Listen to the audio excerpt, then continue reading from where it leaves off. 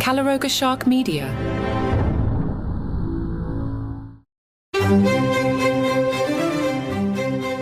Hello and welcome to Palace Intrigue. I am your host, Mark Francis.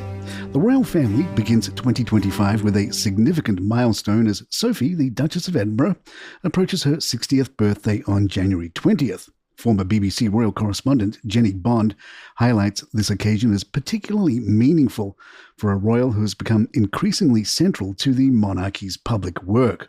The Duchess, who has earned recognition for tackling challenging causes with minimal fanfare, now faces heightened attention as one of the most effective working royals. Bond notes that Prince Edward likely feels pressure to match the touching tribute his wife paid him at his own 60th birthday celebration last March, where she movingly described him as the best of fathers, the most loving of husbands, and still my best friend. As the only one of Queen Elizabeth II's children to maintain their first marriage, Edward and Sophie's partnership has demonstrated remarkable stability within the royal family. Their relationship has allowed Sophie to develop her royal role while maintaining a strong family life at their Bagshot Park home in Surrey, where they raise Lady Louise Windsor, 21, and James, Earl of Wessex, 17. Looking ahead, Bond suggests the Duchess will maintain her focus on significant campaigns, particularly her work on preventing violence against women in conflict zones and supporting the visually impaired. However, she notes that while Sophie remains notably young for a senior royal at 60, the current thin spread of working royals creates ongoing challenges for the institution. The Duchess has earned the informal title of King Charles' secret weapon through her dedication to various causes, including youth disability support, agricultural initiatives, fashion, and international humanitarian work. Her approach combines ceremonial duties with substantial charitable engagement, establishing her as an increasingly vital member of the modern monarchy. Prince William's leadership role within the royal family has undergone significant evolution, with royal biographer Dr. Tessa Dunlop characterising him as the institution's new rock in a recent analysis for The Independent. Drawing parallels with his grandmother's steadfast approach, Dunlop notes how the Prince of Wales has adapted his public presence, even embracing a more casual appearance with his noted designer stubble in late 2024. At the Earthshot Prize Awards in South Africa, the Prince offered rare personal insight into his challenging year, describing it as brutal and probably the hardest year in my life. However, his candour about these difficulties has seemingly strengthened public connection with the monarchy as observers note a shift in perception of the Wales's role in British society. Looking toward his future responsibilities, William has expressed measured thoughts about his position. Do I like more responsibility? No, he acknowledged at Earthshot. Do I like the freedom that I can build something like Earthshot? Then yes, and that's the future for me. This perspective reveals his approach to balancing duty with meaningful initiative. The Prince emphasized his commitment to purposeful action, stating, "It's very important with my role and my platform that I'm doing something for good, that I'm helping people's lives, and I'm doing something that is genuinely meaningful." The Earthshot Prize exemplifies this philosophy, representing what he describes as a culmination of his approach to royal duties. As both King Charles and the Princess of Wales show positive signs of recovery, with increased royal engagements anticipated for 2025, William's evolution as a central figure in the monarchy's future continues to shape public perception of the institution. The Duchess of York has welcomed 2025 with an uplifting message from Austria, where she filmed herself amid midnight celebrations and sub-zero temperatures.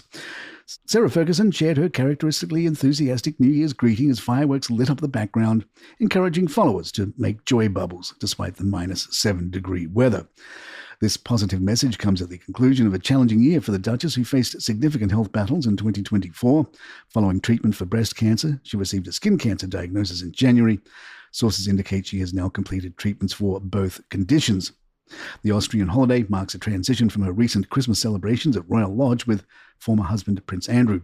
Just days earlier, she had shared footage of herself walking the late Queen's corgis around the Windsor Castle estate, discussing mindfulness as she reflected on the closing year. Despite her personal health challenges, the Duchess has reportedly maintained a supportive presence for Prince Andrew, who has recently faced renewed scrutiny over his association with Chinese businessman Yang Tengbo. This latest development demonstrates the continuing complexity of the former couple's relationship as they continue to share both Royal Lodge and various family responsibilities. More on Palace in just a moment.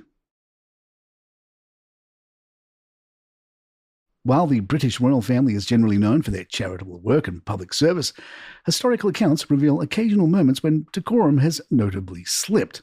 From media interviews gone wrong to palace tensions, these incidents have left lasting impressions on royal observers. Lord Snowdon, Princess Margaret's former husband, gained particular notice for his conduct during media appearances. BBC Radio 4 presenter Matthew Paris described how the Earl appeared visibly disinterested during his Great Lives programme feature, reportedly demanding wine and showing little enthusiasm for his chosen subject.